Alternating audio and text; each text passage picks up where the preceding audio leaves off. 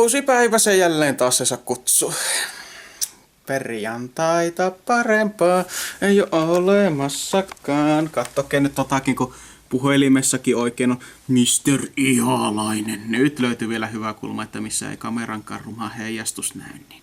Tosissaan! Mistähän sitä nyt tällä kertaa aloittaisi? No kuten näkyy, niin kylvyssä totta kai nyt tuli taas sensa käyttöön, puhtauspuoli leipää. Kun nämä sängyt on kyllä semmosia, jossa Petri kyllä varsinkin tykkäisi olla, sillä nää on just näitä, joihinka helvetti tämmönen vähän tukevampi ukko uppovaa ihan täysin ja että jouset miltei tuntuu persissäni. Todellakin niitä prinsessa- ja hernesänkyjä tämmöiset. En oikein niin erikseen tikkaa, mutta kyllä niissä tullaan nukuttua, kun on tarpeeksi väsynyt. Eilen iloa tässä luksushotellissa vedettiin iltapalla. Se oli kyllä aika jännä. Ensiksi tuli vastaan tommosia lasipurnukoita, jossa tarjoilevat kaikki ketsupit ja majoneesit. Ajattelin alkuun, että mitä hittoa, mutta sehän on loppujen lopuksi ekologisempaa mitäkään muovipurkit, koska muovipurkithan mennään roskiin ja lasipurkit mennään lasin keräyksiä ja siitä se metallikorkki omaan keräyksensä, niin ei mitään, mutta sitten tuli se ihan ruoka.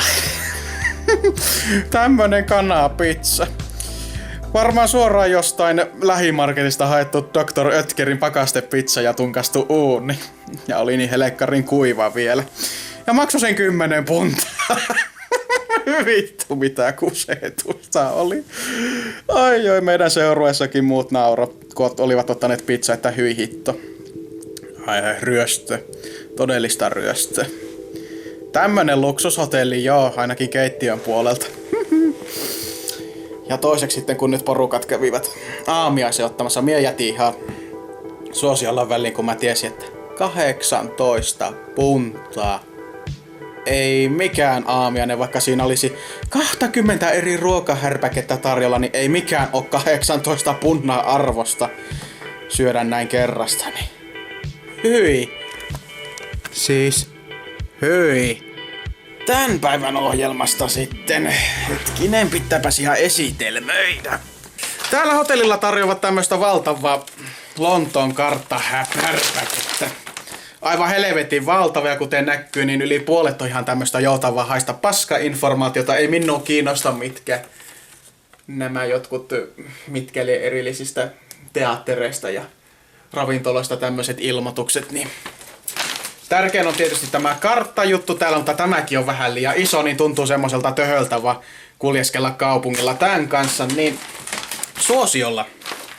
Mä repäsin siitä irti tämän, tämän erillisen mainoksen, ei vaan se toisella puolella oleva Lontoon metrokartta ja vieläpä oikein perin, niin osaa paremmin lukea. Kyllä, ajattelin maanalaisella jonkun ajan matkustella ja maan päällisellä. Sen kartta pitää minun vielä erikseen jostain nysäästä. Katoin vielä sitten ihan erikseen, mistä kaikkialta löytyy kaikki nämä hienot museot ja kauppakeskukset. Ne on merkannut tähän lappusseen ihan selvästi ja vieläpä mihin kadunpätkälle. Samalla tavalla kuin Berliinin reissulla itse Assissa. Että mä vähän suunnittelen nämä hommani toisella tavalla kuin nuo porukat, kun ne kysyy, että minnekään ovat menossa, niin jonnekin. Joo, sitä kun suurkaupungissa lähtee johonkin, niin ei kyllä päädy mihinkään. Niin mie oon huomannut. Annettais tämän tukanhaska jonkun aikaa kuivua. Eihän aamu oo kuin vasta 8:30 tätä aikaa, niin sitten lähdetään tonne liikenteeseen ihan kameran kanssa ja täysin itsenäisesti. Ui, tätä hetkeä ollaan odotettu. No niin, näin sitä pompous eden matkaan käypi. Kello on 9 ja katsotaan minne sitä päädyttään.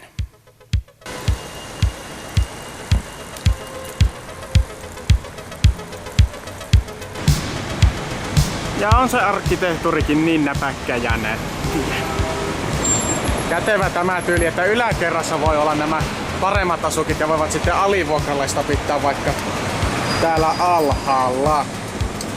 Itse tykkään tästä tyylistä, siinä vaan roska-astia heti paistaa.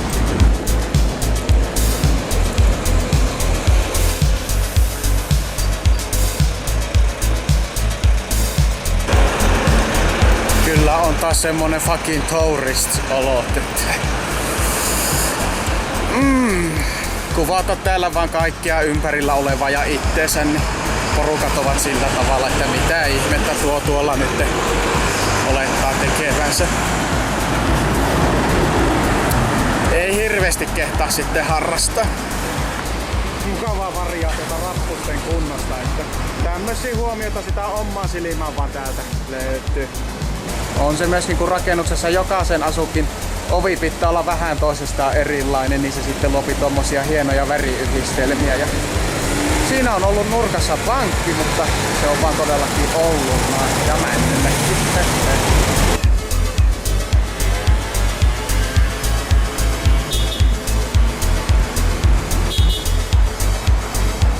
Tommosessa paikassa sitä tuli todellakin syötyä se ensimmäinen pupilounas.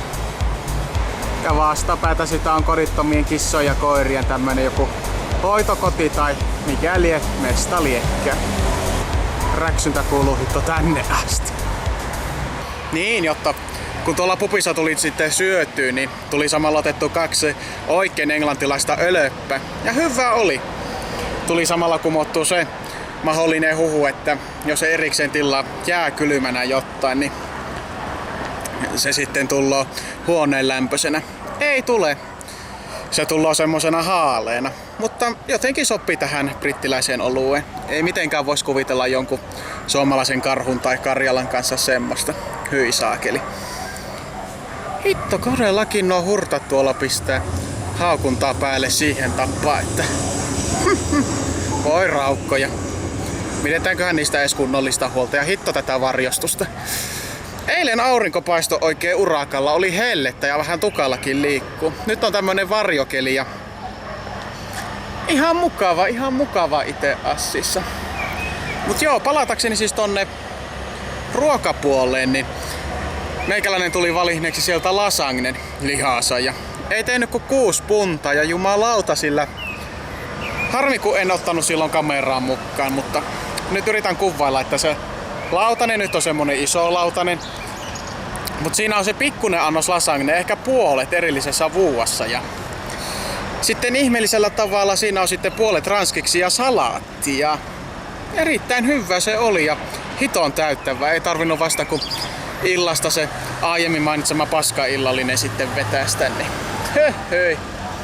Kyllähän tuon alaika vähitellen alkas kurnimaan, mutta jos sitä ennemmin lähtisin tonne Thamesin toiselle puolen, kun nyt on täällä eteläisemmällä puolella, jota on vähän semmoista aluetta, että ei ole niin näitä ydinkeskustatoimintojuttuja, niin jospa sitä sitten siellä suunnassa taas jotain ja helvetti tämän varjostuksen kanssa pitäisi huomioida oikein hyvin tuo aurinko, mutta kun en ole todellakaan mikään tämmönen erityinen vlogaaja-tyyppi, enkä tällä pyri mihinkään 1000 suppariin, jee, vaan ihan taltioin näitä omia hienoja aatoksiani aina kaikesta mahdollisesta. Santander tarjoisi pyöriä täällä vuokralle 2 puntaa päivää. Ei se huono diili olisi, mutta kun minun karmassee tämmöisessä paikassa jollakin helveti. Siis ajattelukin vaan, että lähtis pyörällä ajelemaan tonne autojen keskelle. No okei, onhan siellä pyöräilijöille omat kaistansa, mutta ne on niin helvetin kappeet. Siinä menee kaiken maailman isokin auto seassa. Ja jos ajokulttuuri täällä oli samanlainen kuin Joensuussa, niin täällähän nyt vähintään 10 ihmistä kuolisi päivittäin yhdessä kaupungin osassa, mutta täältä en oo kyllä nähnyt vielä mitään tai tämmöstä. Oho. Siinä puretaan ihan uusia autoja tai ehkä nyt uusia, mutta huolettavia tai mitään liekkää. Sattuupa kerrankin joskus jotain vähän jännempää ja kamera vielä samanaikaisesti päällä. Harvinainen yhteenliittymä. Minulla on tässä nyt ongelma, kun yritän löytää tuommoista tiettyä asemaa. Se on olevinaan 200 jardin päässä, mutta kun tulin tuolta päin, niin se osoitti, että se on 70 jardin päässä sitten. Missä se täällä on? Perkele. Se on kyllä näissä isossa kaupungeissa, että aina saa liikennevaloissa vartoota. Ja autoilijathan ei välitä paskaakaan ihan kuin Joensuussa, mutta pitää näyttää tommonen hieno juttu, että se näyttää vielä sekuntia aikaa, että paljonkaan on aikaa ylittää. Niin ei paha, pitäisi olla jossain muuallakin, mutta tässä se asema olikin. Kahdesti on ohitte mennyt ja nyt vasta tuli kohdalle, että kiva. Ei ollut yhtään. En mitenkään arvannut, että niinku tämmönen näin pikkunen julkisivu, että täällä nyt on tämmönen juna-asema, mutta selvästi on niin mennä. Ja täällä asemalla on kunnon puulattia ja tämmöstä kunnon tältä hito urbex-paikan seinä täällä. Rampusetkin ovat jo parhaat päivänsä nähneet.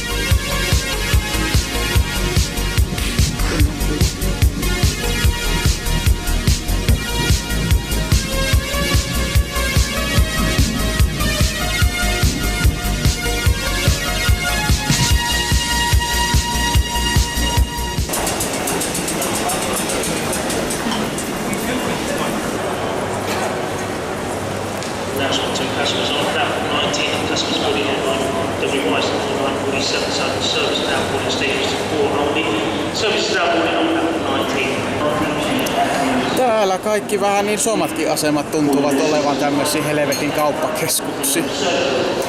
Eipähän siinä, kyllä tätä lössiä täällä on aivan helvetisti, ja kunhan tonne vielä muille keskusasemille pääsee, niin sitten tullaan olemaan vielä hauskempaa. Ja kunhan vielä päivä etenee, niin vielä parempi. Pitkiä tätä ihmismertaa. Kyllä myö kerittiin oikein hyvin.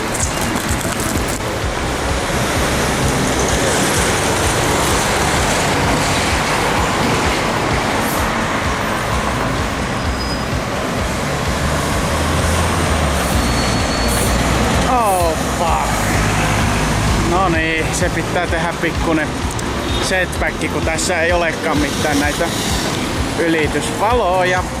Oi.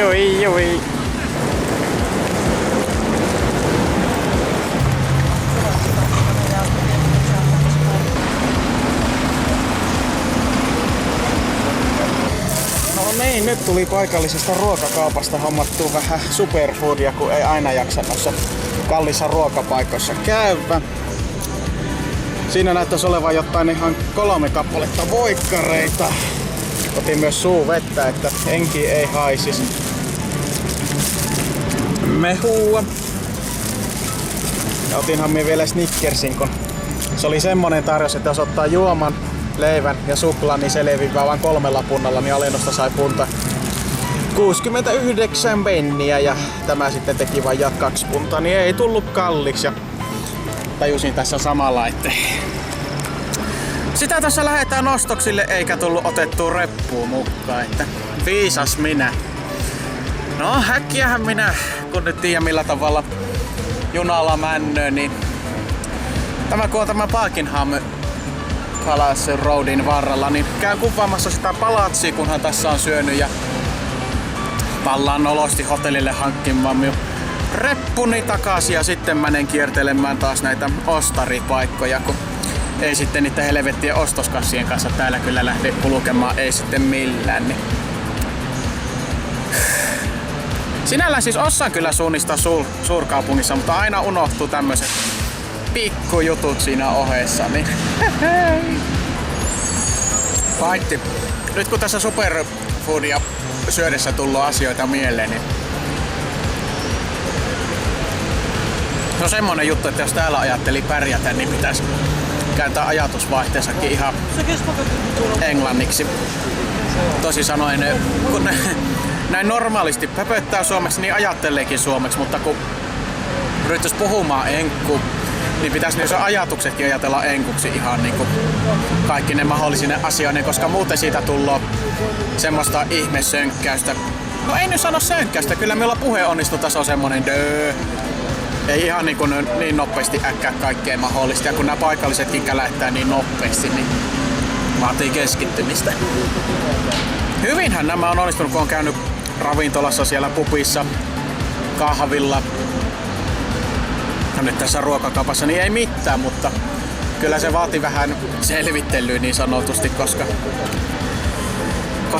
suomalainen hitaus. Ja puskaa haisoo täällä hemmetin puistossa. On pitänyt tämmönen pikkunen paska viherläntti tähän keskelle kaupunkiin änke. Tietysti virkistähän se tietyllä tavalla, mutta suomalaisen mittapuulla tämmönen puisto olisi vaan iso vitsi. Jotta hyvät puheet taas miulla, jotta tämmöstä halusin vaan tähän väliin sanoa. Mutta helvetin täyttävää tämä. Ja vähän maukkapaa verrattuna suomalaiseen. Tässä on tässä käytetty oikeita aineksia eikä pelkästään 100% einestä. 100% einestä koko mies tässä. Kuten todettu, niin kyllä nuo voikkarit on helvetin täyttäviä, mutta sitten kun oli lähes koko tämä Snickersi syönyt, niin aloinkin muistamaan, että mitäs tämä sisälti. Pähkinähän se sisälsi.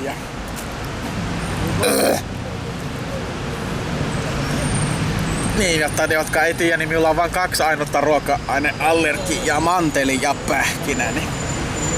No, katsotaan mitenkäs tässä. Ei se mikään hengenvaarallinen allergia ole, mutta tullaan aiheuttamaan semmoisen fiiliksen näistä tuolla kurkussa, että alkaa jo semmoiselta tuntumankin, että ei tuu perkele mitä menit tekemään.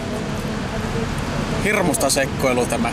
Enkä ole edes 1,5 tuntia vielä ollut omilla ja kohta tullut joku allergia kohtaus. No ei nyt sentään, mutta niin, ja tietysti vielä tuo mangomehokin tässä, niin tässä on varmaan ihan kunnon sitä puristettua mangoa ja tämmöstä, kun ei ole lainkaan sokeria ja todellakin sitten maistuu ihan peräti mehulta näin. Taas tylsästi sanottuna.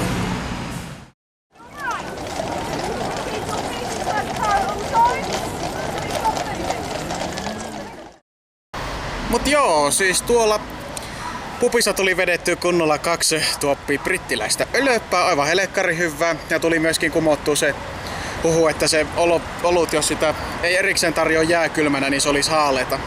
Tai korjaan siis